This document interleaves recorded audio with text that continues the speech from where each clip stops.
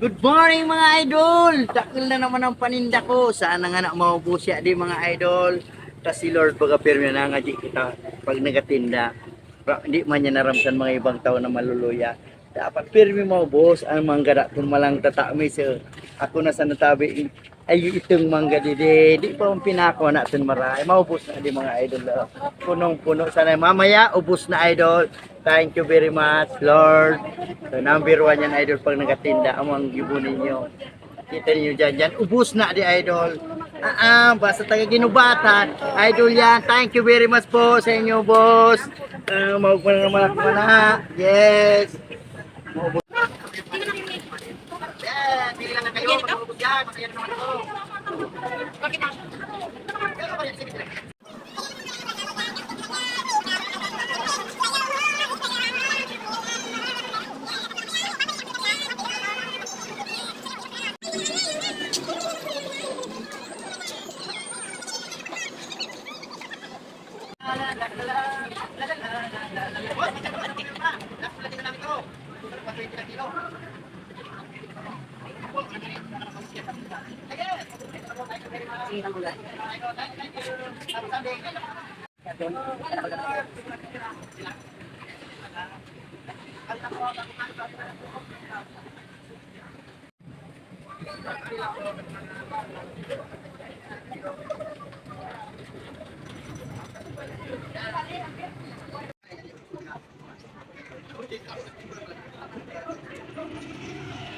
Parang sa ngayon nila, paloob. Sa ngayon, wala ka sa kabili. Sa kabili.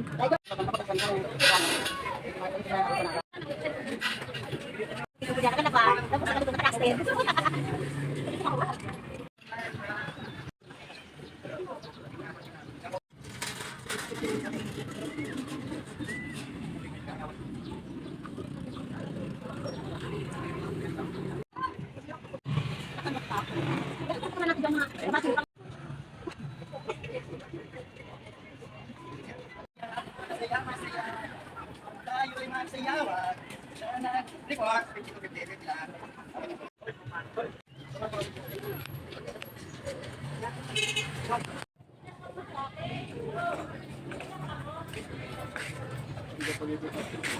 Mga idol, salamat sa inyo sa pagpakalsan mangga ko. Naubos-ubos na sa 44 barangay din sa Ginubatan. Thank you very much.